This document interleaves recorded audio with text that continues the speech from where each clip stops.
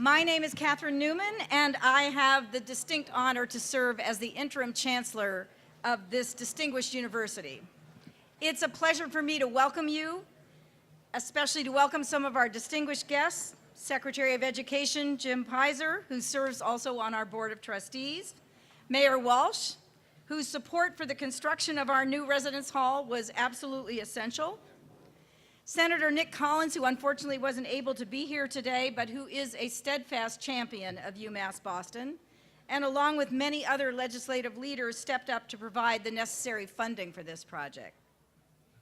We are also very honored today to have with us Representative Russell Holmes, Chancellor Frank Baker, Councilor Michael Flaherty, Jim Brett, the President of the New England Council, the City of Boston Fire Commissioner Joseph Fine, Sheriff of Suffolk County, Steve Tompkins, and from the Brockton City Council, Ann Beauregard.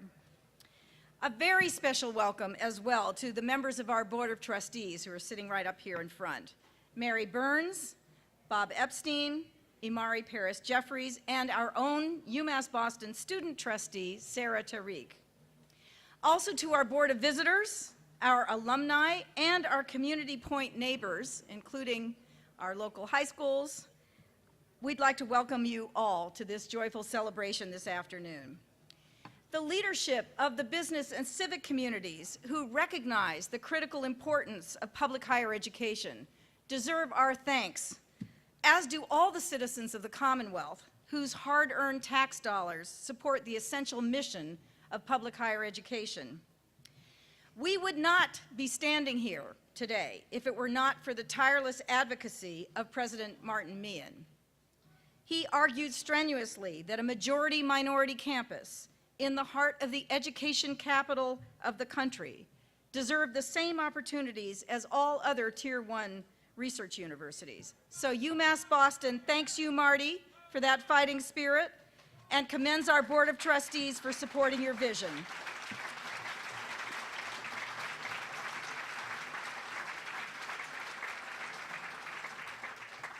The board joined with the UMass Building Authority, our partners at Provident Resources Group, the Capstone Development Group, including Elkis Manfredi, the architects, and Shawmut Construction, whose vision for this residence hall is now a stunningly beautiful reality. Sodexo, our campus dining partner, played a major role in the design process and will provide financial support to the dining commons. In partnership with the university, they will run and operate our first ever all-you-can-eat dining facility under the leadership of our very own executive chef, Joanne Legrand. Joanne, are you here somewhere? She's fabulous. She is great. You know, as a new chancellor, fortunate to preside over a beautiful campus poised on the water's edge, just a stone's throw from this incredibly vibrant city, I'm well aware of all those who came before me who had to suffer through years and years of dirt mounds, of construction noise, of labyrinthian roadways that snaked all around the campus, and the constant pressure of difficult budget decisions. So we need to give credit where credit's due. Hats off to Chancellor Keith Motley, who could not be here today.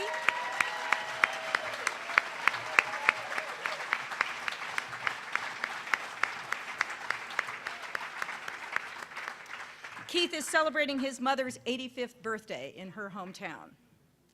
And to my immediate predecessor, Chancellor Barry Mills, who stepped up when called and laid the foundation for renewal of this campus that we are poised to undertake. Thank you, Barry.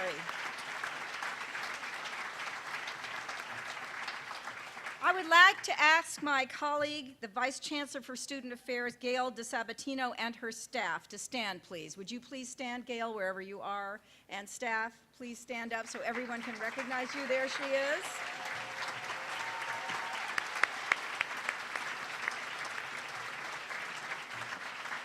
You know, we use terms like inclusion a great deal on this campus, but Gail and her colleagues gave an entirely new meaning to the term by the building of this residence hall.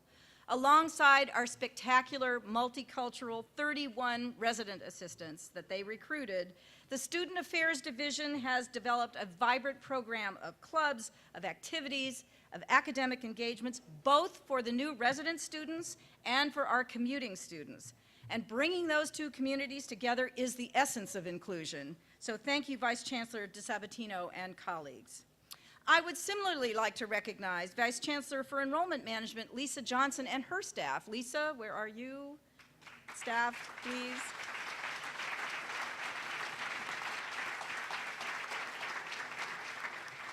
These fine colleagues recruited all of our new residents, 1,100 of them, and worked to ensure that they had the financial support they needed to live here. So thank you, Vice Chancellor Johnson.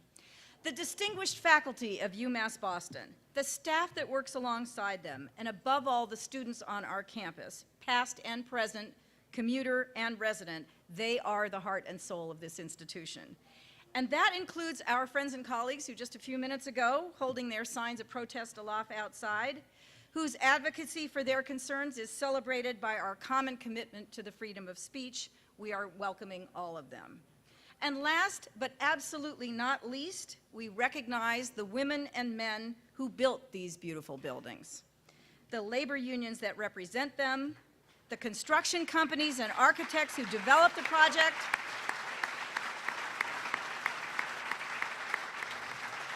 and the public safety and environmental watchdogs that make sure that everyone was properly protected. If you want to get a sense, come back in a couple of weeks and you will see that the pictures of our construction workers, 3 big ones, are along that hallway, and they will remain there forever so that everyone remembers who made these buildings possible.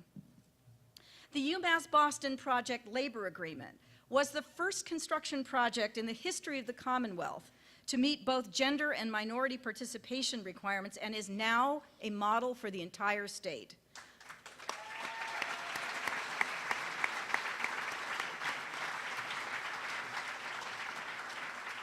As a consequence of that agreement, over 500 workers participated in building this building. 9% of those work hours were contributed by women. 35% of those hours came from people of color, and 31% of the labor came from the residents of Boston. That is an incredible achievement. You know, for the first 53 years of this university's history, our students have come to campus, taken classes, participated in student activities, studied in the library, and then piled into their cars and onto the T to go home. Next week, as the students return to campus, more than 1,000 of them will do something no one has ever done in the history of this campus. They will live right here. And let's take a minute to celebrate how the leadership of this campus, long before I got here, planned to ensure that those 1,000 students, some 40% of the freshman class, would be truly representative of the campus community. UMass Boston is unique within our large public university system in the proportion of its students that come from low-income households. They are working students who sacrifice every day to support their education. For those students to take part in this residential experience, it was necessary to commit significant financial resources. Accordingly, $1.4 million was committed to campus living grants to make sure these halls would serve a fundamental purpose of integrating our students from all walks of life, including the 23% of them who are Pell eligible and the 43% who are from underrepresented minority groups. We call that putting your money where your mouth is. And we are very proud of having taken this bet on their future. So please, now let's move on in this celebration and welcome the man who helped make it all possible, our fearless leader, President Martin Meehan.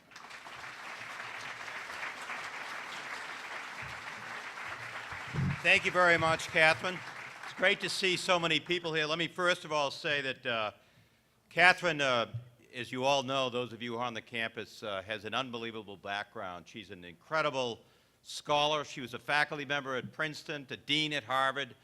She was a dean at Johns Hopkins. She was a provost out at UMass Amherst. And we are in good hands with Catherine Newman. And Catherine, I'm getting great feedback from the faculty, from the deans, from everybody on this campus. So thank you very much for your willingness to come and serve in this capacity. Now, I'm coming into this beautiful building and I'm thinking about the night before my first day on the job as president. And I got a call from Keith Motley, and he said, "Hey man, I want you to come over to my campus tomorrow. I'm going to take you on a tour. You're going to meet with my students. And then we're going to talk about housing for UMass Boston, because we've been around for 50 years, and we need housing for our students, and we want you to be our advocate for that." And I was here on that first day, and it was really incredible for me to think about how UMass Boston has grown in terms of developing into a world-class public research university. And I thought it was really interesting to think about the fact that we have 3,400 four-year institutions in America, and only 300 of them are ranked by U.S. News & World Report, nationally ranked Tier 1. And a few years ago, UMass Boston became part of those elite universities. Tier 1, nationally ranked. And if you look at those 300 institutions, the only one of them, the only one in the nation without housing on its campus was UMass Boston. That's unacceptable. So one of the things I did after I got my marching orders from Chancellor Motley was I went and called the Secretary of Education, Jim Pizer. I said, "Jim, I really want to talk about this. We couldn't get this done without the governor signing off on it." And Jim set up a meeting, went over to meet with the governor. At the end of the meeting, the governor said, "I'm going to support this. This seems like the right thing to do for UMass Boston." So I want to acknowledge Secretary Pizer, but also acknowledge the governor, because it wouldn't have happened without him. Why do we want housing for UMass Boston? We know statistically from study after study that students that live on campus, that are part of academic programming on the campus, have a higher likelihood of academic success if they're part of academic programming and living on the campus.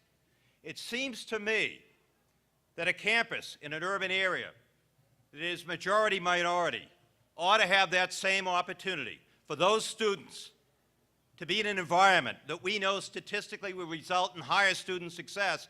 That should happen here at UMass Boston.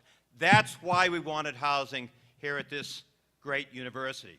Now, there are a lot of people that went to bat with this on the campus, but I want to tell you something. The real success is going to be those students who live here, who have an opportunity to study with other students, who are part of learning communities, who have faculty assigned to work with them so that they ensure a greater likelihood of academic success. That's what the mission of this university is all about. And to walk through the door and see housing, not just another piece, this is world class. So I thank everyone who was involved in designing this. All you have to do is go up to the 12th floor, by the way, and look out and ask yourself, would you want to live here? I would.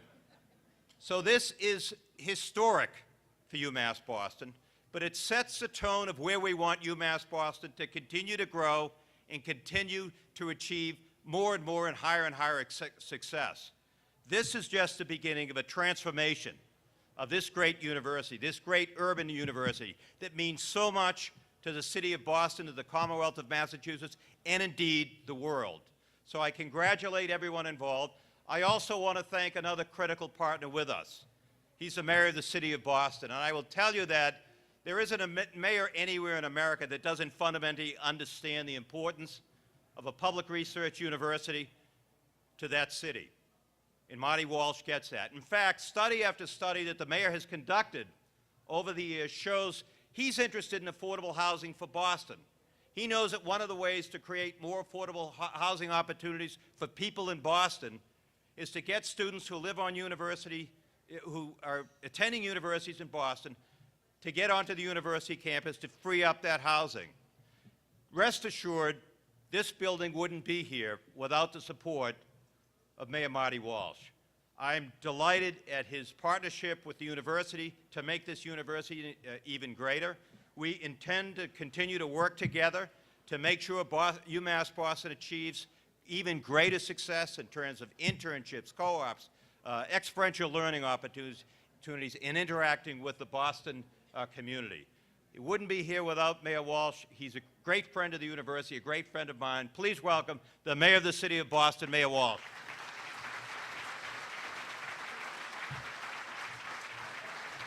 Thank you, Marty. Thank you for that, and thank you for your leadership in the university system, and thank you for your commitment to UMass Boston. I want to thank you, Chancellor, as well, for doing an incredible job. We met in my office probably about 3 months ago, and we talked about what we want to see here at the university. And I'll tell you, I appreciate all what you've laid, the groundwork you've laid out. I also want to thank a few other people. I want to thank Michael Collins, who was the chancellor here for many, many years, who started the conversation. Kind of the second time started the conversation on the dorms. It started the first time. We won't go there, but the second time it got a little better. Keith Motley came in and did an amazing job and actually sold a vision of this campus to the community. And I see a lot of the community folks here today from Ashmont Adams and Columbia Stanville Civic and different civic associations. Thank you for being here. I want to thank Barry Mills as well, who came in here and for a short period of time did a really good job of getting the campus back on track. We also have elected officials that are here, and I think it's important to thank people. I want to thank Senator Linda Docina-Fori, who was a state rep when this all started down the other end of town and then became the senator for this district. Russell Holmes, Representative Russell Holmes, who's been a champion advocate to make sure that this school continues to be strong and understand the importance of having a public college in the city of Boston, and particularly in Dorchester, and that we continue to serve the neighborhood. So thank you, Representative. Frank Baker. Frank Baker's first involvement was this. He was active in the Civic Association. When the conversation started happening, the two of us were in the back of the room, and we'd be talking about the importance of moving forward. So we're here today. Thank you, Councilor Baker, as well, for being a champion for this school, both as a private citizen, but as a public citizen for that as well. The Board of Trustees, thank you, the staff, the teachers, the faculty, but most of all, the students, past and present. To all the alums in this building, I want to thank you for supporting and being supportive of this school. It's so important for all of us to make sure that UMass Boston is successful. And to the new students that are moving in here, it's pretty awesome. Waterfront property, and you're not paying $1,000 a square foot for it. At least I don't think you are. So I want to thank you and everyone who made this happen over the years. UMass Boston represents the promise for higher education. It puts a college degree, college experience within the reach for the working class kids in the city of Boston and beyond the city of Boston, but for the city of Boston kids. So many young people came here and got their degrees here. Some did it in 4 years, some did it in 6 years, some did it longer than that, but they kept banging away at getting their degree. So it's really exciting about that. The true commitment here needs to be and is to the students, its neighbors, and the future of Boston. I grew up less than a mile from this very building. I remember the vision of this institution. I've told the story before. My father worked on this building when they first built it in 1974. I think he was on this job site. We're also joined by State Representative Jim Brett, former rep, lives across the street as well. And this building was always a part of my life because the first part of my life was my father built that building. And then throughout my life as a young person, as a civic leader, in the Columbia Stanville Civic, as a state representative, and now as mayor, I've been proud to see this building grow and this Boston institution be so successful. There's so many other people. Getting to this point was not easy.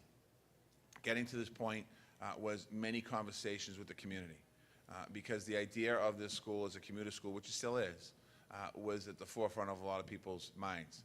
The understanding of a lot of young people living in this building and living in the neighborhoods is also happening. And what Marty Meehan said is absolutely right. When we put our housing plan together, and Sheila Dillon's here today, who put our housing plan together, our housing plan was to create 53,000 units of new housing in the city of Boston by the year 2030. A big component of that housing plan was working with our colleges and universities in Boston and having them to have 100% on-campus housing by the year 2030. And it was important because what happens is it frees up neighborhood housing stock in the different communities. Now, this neighborhood didn't always see the kids living in the neighborhoods, but we're starting to see it in Savin Hill more and more and more and more. And what was happening was these houses that used to be families were being converted by people buying these properties and renting them out to 4 and 5 and 6 students at a crazy amount of money every single year. And what this allows us to do here, between here and Howard Point, is the opportunity to get more kids on campus, living on campus. But that commuter school piece is always going to be there. Why? Because down the street you have JFK UMass Station, and it has access to all over Boston for people to come here. And if you talk to young people, older people, they'll still talk to you. This is very much their option for education, the UMass system. So today is a celebration. Today should be a celebration. It's about growth and about this university growing and expanding, but it's also about understanding and keeping to its core values, because this university is keeping to its core values. And that's something that's really important. I know that's something that when we met with Catherine, that was something that she said. Marty Mia talked about a majority people of color university. It is so important that we keep that in this neighborhood, in this school in particular. It's important that we see the science building out front that Senator Jack Hart got the money for in the very beginning, that we continue to see the growth happening out there. And Jackie was able to get the money, and Linda kept that tradition going forward, and Nick Collins is going to keep that tradition going moving forward now. So this truly is not just a neighborhood university in the sense of the people that live in the neighborhood. It is for all of us as elected officials as well, that because we're also proud of this university. I am so off my notes right now, so I'm going to stop talking. It's exciting today. I remember one of my first meetings as the state rep as a rep in this neighborhood. And we were over in the Quinn building, and we were having conversations about the needs for the school. And at that point, the conversation was that the buildings were deteriorating. There's no places for the young people that are coming here to live. The campus life isn't a life because we're connected by bridges and no one really congregated together. And the first thing was the general academic building. The first building that we did, the student center, was the first building that was built. And that started to change the course of culture, what's happening here. After that, general academic 2, 1, 2, parking lots, parking garages, dormitories, seeing that the buildings that we're replacing one building at a time. And I, too, want to take the last word here to thank the governor, because his commitment, if he didn't show the commitment to this building, first Governor Patrick, who got this project moving forward when we did the project labor agreement that Catherine referenced, and understanding the importance of making sure that project labor agreement was put in place to make sure that the people that worked in this building reflected the community. And all of the buildings that have been on here have fallen under that. The numbers, we call them BIJP, Boston Jobs Residency numbers, were not part of the original process. They were not part of the original program, but they were incorporated into the project labor agreement, and that was the impetus behind making sure that we pushed that agreement forward. So I want to thank Governor Patrick for his support. I want to thank Governor Baker for continuing that great support here at this university, understanding the importance of making sure that our public university system is the best in the country. And he understands that, and we're going to continue to work with him as we move forward, not just here in this campus, but the other campus as well. Even though they're not in Boston, we have to share a little with them. So thank you very much for being here today. Enjoy the day.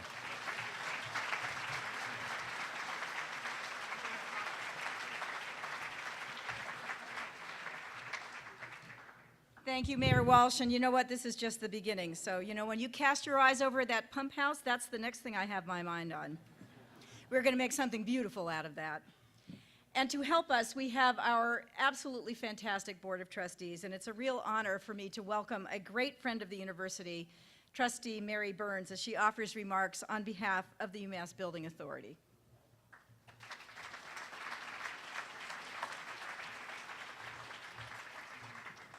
Thank you, everyone. It's a great afternoon here in Dorchester. The weather is perfect to live in oceanfront housing. On behalf of Victor Woolridge and the UMass Building Authority, I want to thank each and every one of you for being here today.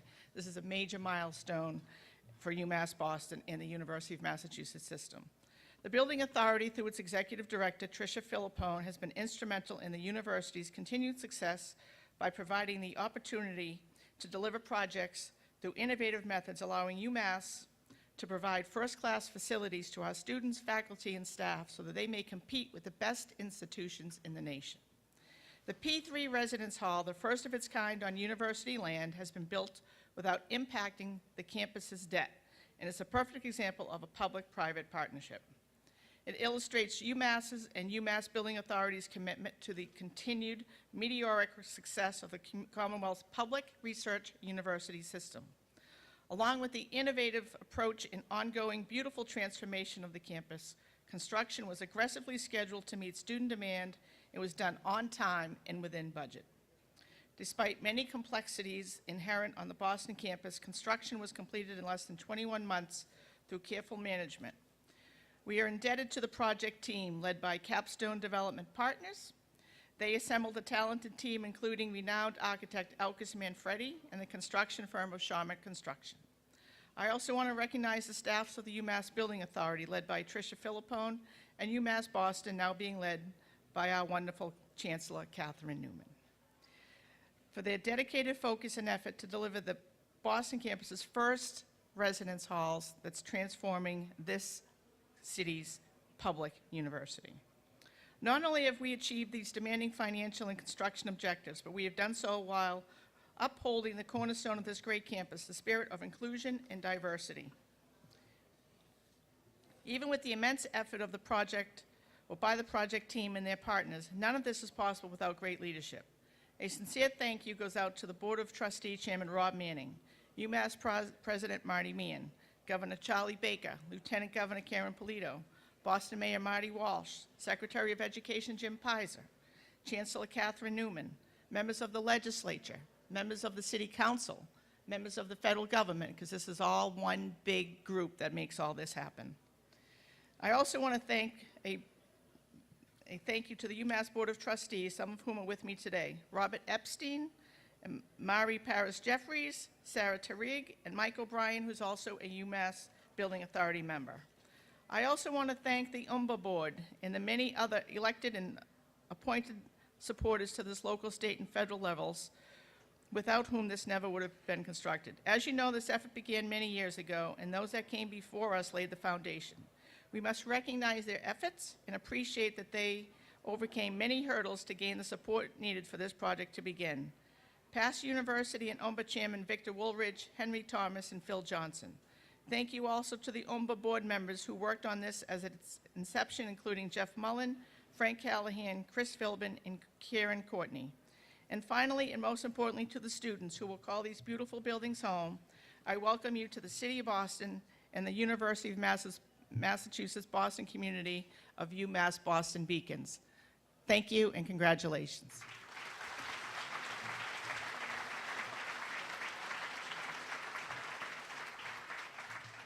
Thank you, Trustee Burns. Next, I'd like to welcome Mr. Jeff Jones, a principal in the Capstone Development and the project executive for the residence halls.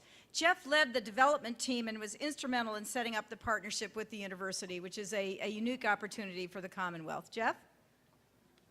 Where's Jeff?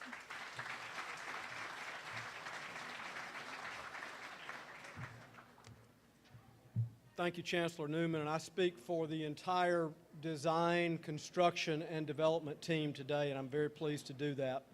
Development projects of this significance only happen when capable, motivated people and teams commit to making them happen and have the skills, the discipline, and the right process to see it through. Capstone, our company, has been developing student housing for 3 decades, mostly through public-private partnerships with universities, 42,000 beds, over $3 billion worth of this kind of project. Even though this is one of the most difficult sites that we have ever built upon, literally, this has been one of our most successful development in all of our 30 years of doing this kind of work. And these are very complex projects, as those of you know who've been through them, governed by intricate development and operating agreements. We and our university partners labor over design and construction details to meet quality standards and unforgiving deadlines. And we tailor the rooms, the living learning components you see here, and the rental rates to meet university goals and the economic means of the student residents we serve. Balancing these competing objectives is a challenge, but as you can see from the beautiful design and the quality construction around us today, and the fact, Lisa, congratulations, that this beautiful project will open at 100% occupancy, this is a P3 success story in which all involved can be proud. To their credit,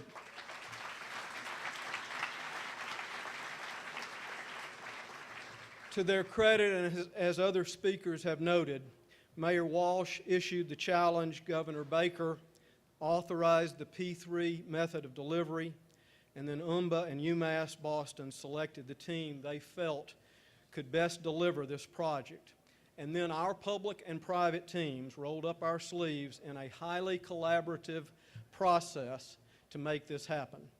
Time does not allow me to thank all of the individuals who were responsible for this successful endeavor. But I want to recognize two of my capstone colleagues, William Davis and David Morrissey, our development and construction managers. And our architect, Elkis Manfredi. Please raise your hand or stand up, those of you with Elkis Manfredi.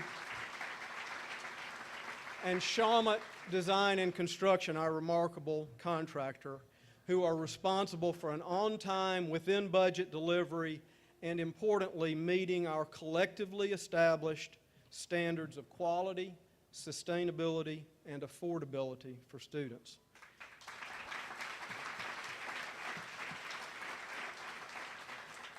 I want to thank all at UMBA, including and particularly Tricia Philippon and UMass Boston, for putting your faith and trust in Capstone and our team and for selecting us for this seminal development. You and Provident Resources Group have been great partners. Some who contributed mightily to this effort are no longer with the university, but their vision, passion, and contributions to this first residential community on this campus and this first P3 project in Massachusetts will be far-reaching, bringing a new 24/7 vitality to this university. And I want to particularly remember Ellen O'Connor and her leadership for the university during this endeavor. She was a great partner. And kudos to the university and Capstone on-campus management teams for pre-leasing this community to 100%, even with the campus looking like a construction zone for the last 2 years or more. When we embarked upon this endeavor as partners, there were doubters. I think it is fair to say that we have exceeded expectations, and I want all to understand our congratulations, the entire UMass family, on the delivery and opening of this truly transformational project. Thank you so much.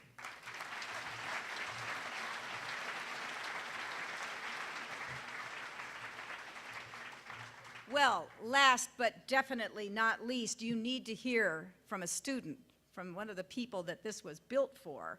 And so I am very pleased to introduce to you Gail Amir, one of our new resident assistants. Bela?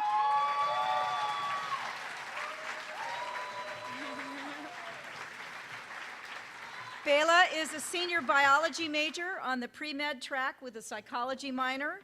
She's been active in the Office of Student Leadership and Community Engagement. She has led alternative spring break trips and participated in the First Year Leadership Institute, and now she is one of the proud inaugural residents of this building. Bela, take it away. Thank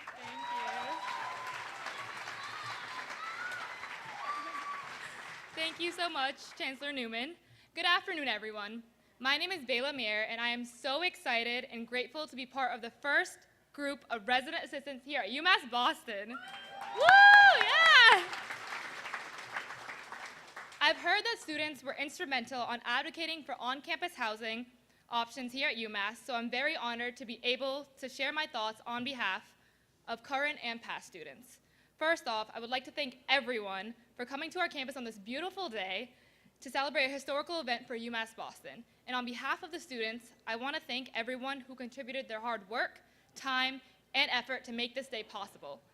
None of this would be possible without the visions of the staff, who have been working so long on creating not only residence halls, but a wonderful united community here.